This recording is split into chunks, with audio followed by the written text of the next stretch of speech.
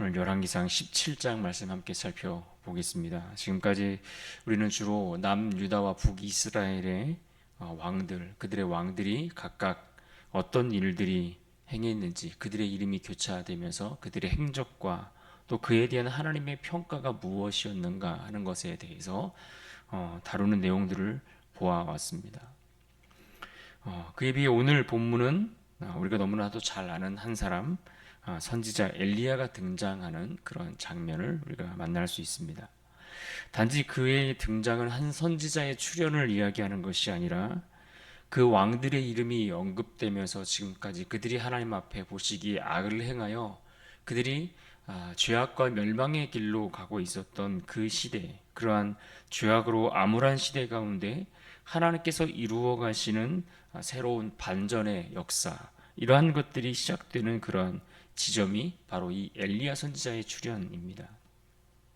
지난 시간 살펴보았던 열왕기상 16장에서 우리가 북이스라엘의 역사상 가장 타락한 왕이었던 악한 왕 아합이 등장하는 모습을 보았습니다.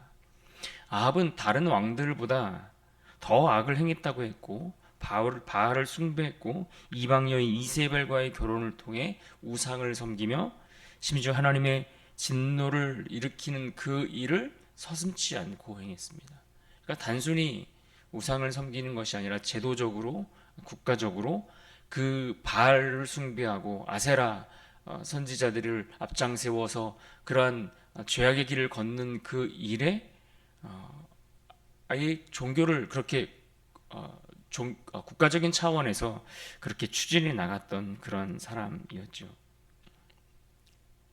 그리고 그런 세상 가운데 그래서 하나님의 말씀이 더 이상 들려지지 않는 끊어져 버린 것처럼 보여지는 그러한 때에 바로 하나님은 한 사람을 보내셨는데 그가 바로 엘리야입니다. 오늘 본문은 말씀을 잃어버린 그러한 시대에 하나님께서 어떤 방식으로 다시 말씀하시고 다시 회복의 통로를 열어 가시는가 하는 것을 보여주는 아주 귀한 본문입니다. 엘리야를 통해 하나님은 말씀하시고 공급하시고 생명을 회복해 주십니다. 이 말씀을 통해 우리 신앙 가운데도 이와 같은 생명력이 다시 회복되는 은혜가 있기를 간절히 소망해 봅니다.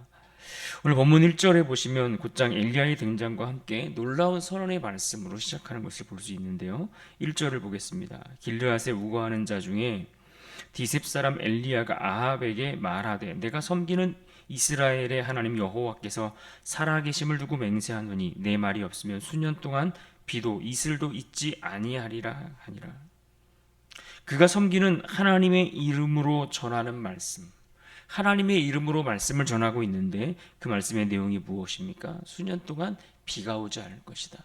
이 땅에 이슬조차 맺히지 않게 될 것이다 라고 하는 아주 무서운 저주의 심판의 메시지입니다. 여기서 섬기다, 섬기는 이라는 이 히브리어의 단어는 서 있다라는 뜻입니다. 서 있다.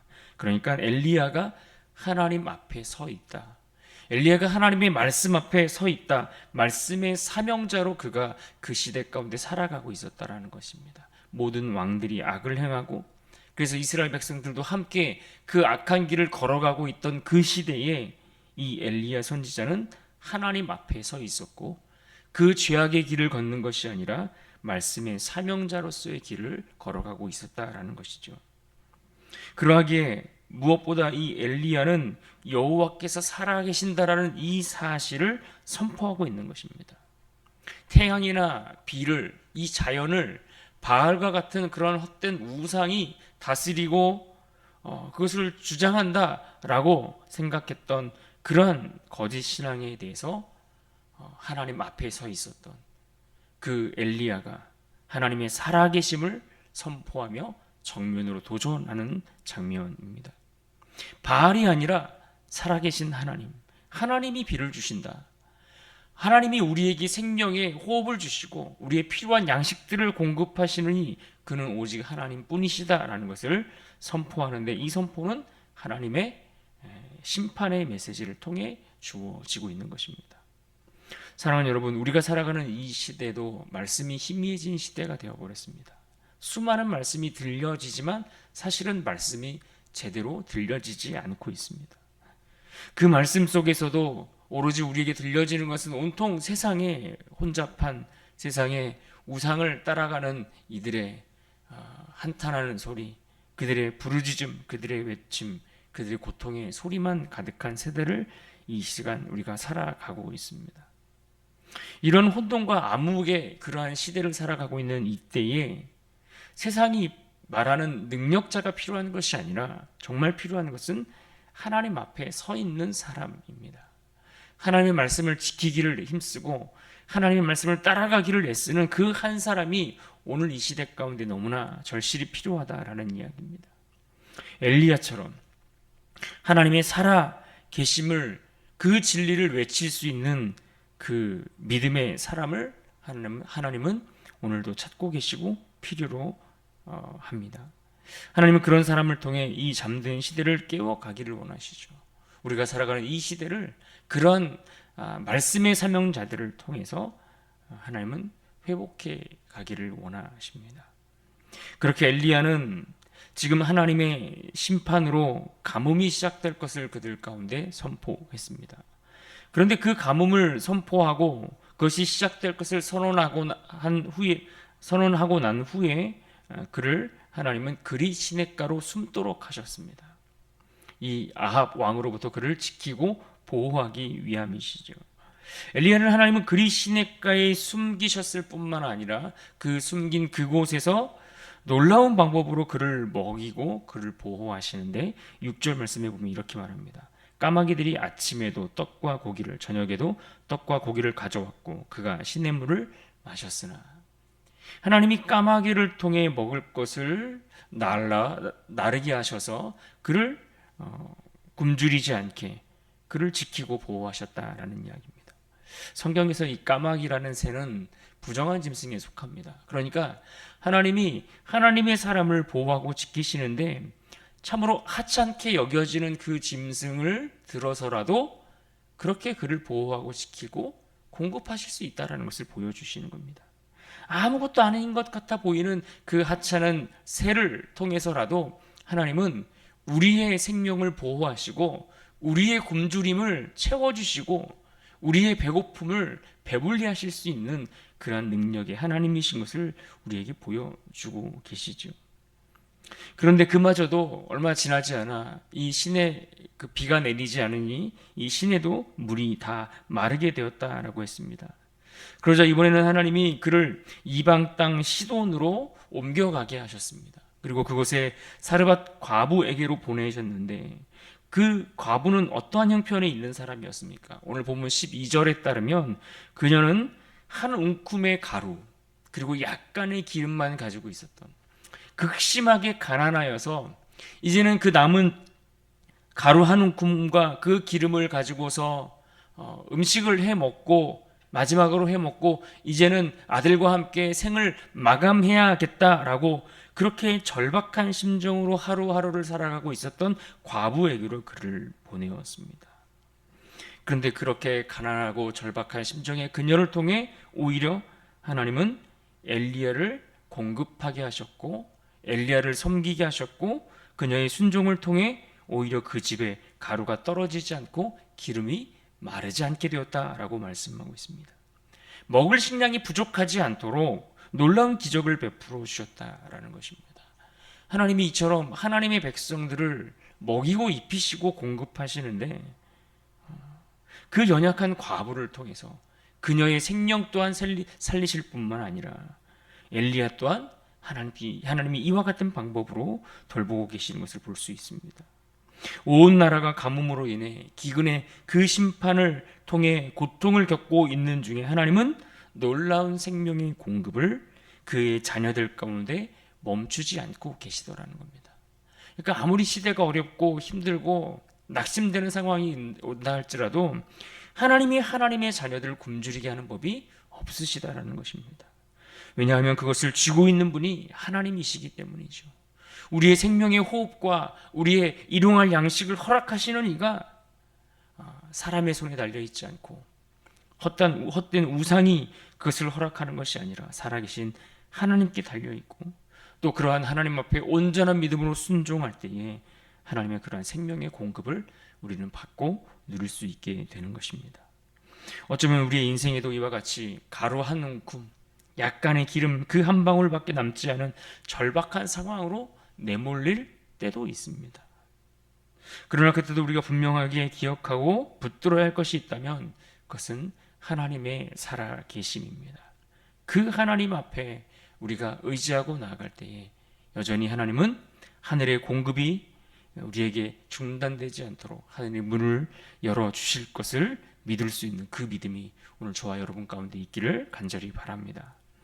하나님은 까마귀를 사용하시고 심지어 그 과부를 사용하셔서라도 그의 자녀를 먹이시고 돌보시는 그러한 분이십니다. 그런데 오늘 말씀에 이어지는 내용을 계속해서 보면 17절 이하에 그러한 돌보심과 그러한 기적이 일어났음에도 불구하고 여전히 또 다른 고난이 찾아올 수 있다는 것을 오늘 17절 이하에서 확인해 볼 수 있습니다. 사르밧 과부의 아들이 있었는데 그 아들이 병에 걸려 죽게 된 것이죠. 이때 그녀는 하나님을 향해 원망하는 마음을 엘리야에게 돌리고 있습니다. 18절을 보십시오. 여인이 엘리야에게 이르되 하나님의 사람이여 당신이 나와 더불어 무슨 상관이 있기로 내 죄를 생각나게 하고 또 내 아들을 죽게 하려고 내게 오셨나이까. 예상치 못했던 또 다른 절망의 순간이 찾아오자 엘리야는 곧장 이 절망의 순간을 하나님께로 올려드리며 하나님께 부르짖으며 그 은혜를 구하는 장면을 볼 수 있습니다. 21절을 보겠습니다. 그 아이 위에 몸을 3번 펴서 엎드리고 여호와께 부르짖어 이르되 내 하나님 여호와여 원하건대 이 아이의 혼으로 그의 몸에 돌아오게 하옵소서 하니. 엘리야의 부르짖음에 하나님은 또한 곧장 응답하십니다. 22절입니다. 여호와께서 엘리야의 소리를 들으심으로 그 아이의 혼이 몸으로 돌아오고 살아난지라. 여기에 보시면 여호와께서 그의 소리를 들으셨다라고 했습니다. 들으심으로, 이 들으심으로 주의 깊게 듣고 응답하셨다라는 뜻입니다. 그의 절박한 상황, 그의 낙심되는 상황, 그래서 아무런 소망을 가질 수 없고 다 포기해 버릴 수밖에 없는 그 절망의 상황을 하나님께서 깊이 들으시고 응답해 주셨다라는 말씀이죠. 죽음 같은 현실 앞에서 그러하게 우리가 할 수 있는 것이 있다면 그것은 하나님께 기도하는 일입니다. 낙심되고 절망되고 좌절되는 순간이 찾아올 때에 우리가 할 수 있는 것은 다른 것이 아닙니다. 사람을 붙들고 애쓰고 여기저기 뛰어다니고 마땅히 우리가 해야 할 일들을 해야 하겠죠. 그러나 가장 먼저 우리가 하나님 앞에 취해야 할 태도는 하나님의 은혜를 구하는 일이죠. 가정이 흔들리고 무너지는 일들이 있습니까? 우리 자녀 세대가 신앙을 떠나가는 이 시대를 우리가 살아가고 있습니까? 엘리야와 같은 한 사람의 기도가 죽은 생명을 다시 살린다라는 이 한 가지 사실을 우리가 꼭 기억하면 좋겠습니다. 오늘도 하나님은 그런 한 사람의 기도를 듣기를 원하십니다. 그러므로 오늘 우리가 우리 17장의 말씀을 보면서 우리가 기억하고 붙들어야 할 말씀이 있다면 오늘 본문 1절 말씀을 우리가 붙들면 좋겠습니다. 1절 상반절 말씀인데요. 상반절에 이렇게 말씀합니다. 길르앗에 우거하는 자 중에 디셉 사람 엘리야가 아합에게 말하되 내가 섬기는 이스라엘의 하나님 여호와께서 살아계심을 두고 맹세하노니. 이 말씀은 오늘 본문 전체를 요약해주는 말씀이라고 할 수 있습니다. 살아계신 하나님, 그 하나님 앞에 서 있는 사람, 그리고 그 사람을 통해 말씀하시고 공급하시고 생명을 다시 살리시는 하나님을 우리에게 보여주고 있습니다. 엘리야는 우리와 같이 연약한 사람이었다라고 성경은 말씀해 주고 있습니다. 그렇게 연약한 사람에 불과했지만 하지만 하나님은 하나님 앞에 서 있는 그 한 사람을 통해서 시대를 회복시켜 주셨습니다. 오늘 우리도 그 한 사람이 될 수 있기를 바랍니다. 이 땅에 하나님의 말씀을 다시 선포할 수 있는 한 사람, 절망의 시대 가운데 하나님의 살아계심을 증거할 수 있는 한 사람, 그리고 죽어가는 영혼을 위해 기도할 수 있는 그러한 한 사람으로 우리 모두가 설 수 있기를 바랍니다. 그럴 때 하나님이 우리의 시대와 각자의 삶 가운데, 여러분의 가정 가운데, 여러분의 인생 가운데 말씀하시고 공급하시고 또 그 생명을 회복하시는 것을 우리 모두가 누리게 될 줄로 믿습니다.